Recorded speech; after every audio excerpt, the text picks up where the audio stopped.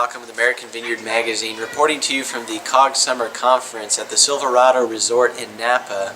Attendees at the event got to hear from several industry speakers and gaining updates on programs and things such as the H2A Program, a Ag Guestworker program for growers in need of labor. The labor supply continues to get tighter and tighter, and this is a sort of a last resort for many growers that as they turn to.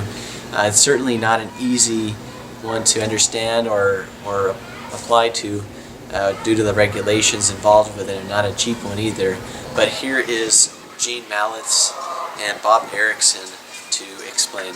My name is Jeanne, and I work with the H2A Program, which is a temporary agricultural program used in all 50 states, with California now becoming number 4 in the nation with the use of the H2A program. It's a great program for obtaining reliable and steady and legal temporary workers to do all types of agricultural work, including harvesting, planting,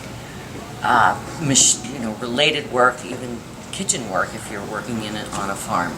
So it has become the single most reliable and the only program in bringing a legal source of labor to the United States to do this type of temporary work. So Bob, as the employer, why don't you explain, why you think that people actually have benefited from this program? Yeah, so Bob Erickson with Foothill Packing.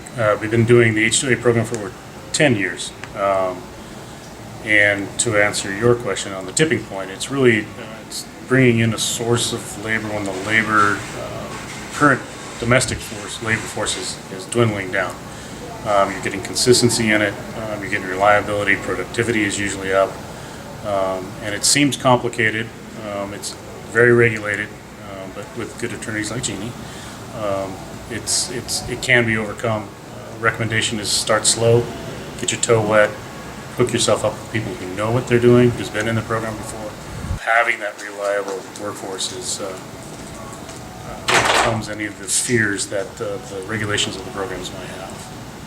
And the program is actually very good because it actually creates benefits that would normally not be available to seasonal labor: high wages, a very high minimum wage rate, free housing to workers who are not local workers, meaning they can't commute home every day, free transportation to and from the field sites and back to the housing and back, a guaranteed number of hours per each season, benefits that are normally not available in regular, everyday, non-H2A agricultural work. So I believe it's a misconception that the program actually depresses the working conditions of domestic labor. I think it actually increases because domestic workers who are doing the same thing as H2A workers have to be given the same, if not greater, benefits than the foreign workers that you bring in. And so our employers who are doing the program are actually really one of the better class of ag employers because they're doing it legally. They're not hiring illegal workers, they're hiring legal workers at a very regulated environment. So that's some of the benefits, and we see a 90 to 98% return rate every year with the foreign workforce, and that has proven to result in a much higher productivity rate and genuinely happy employees. When growers and farm labor contractors are going into this for the first time, what are some things that they should start off by doing and making sure when they're adapting this program? Well, the first thing is planning ahead. You've got certain deadline requirements of the H2A program, 75 days before a job order can be placed, 45 days before the application is in front of the DOL. But the housing has always been the biggest caveat as a requirement of the H2A program.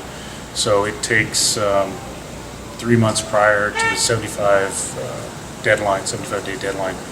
So the grower needs to plan ahead. It's not a call up and can I have my H2A workers the next week or the next month.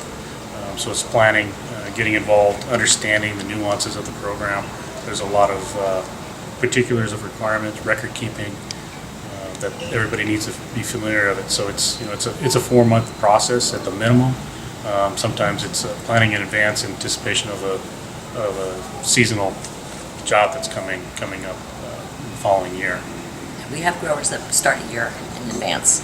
But I've also been the recipient of emails with the subject line that says help with an exclamation point, where somebody filed on their own and they have a response to a deficiency due the next day. And that's just not the way to do the program. We really need to plan and talk to other growers, not just good attorneys, just other growers who have done the program. And there's plenty of outreach out there now, which was not available when you jumped in. Yeah. We created the outreach in California. We literally created the outreach program among growers and labor contractors, especially in the Yuma area, which is now spread statewide. So it's become, in our opinion, it's been a good experience, but it's a very challenging experience, and that's what you need to be prepared for. Expect the unexpected, unfortunately. Well, the H2A program is certainly not the most ideal solution for our ag labor issues, but it's a start, and learn more about it in American Vineyard Magazine. I'm Matthew Malcolm, CaliforniaAgNet.com.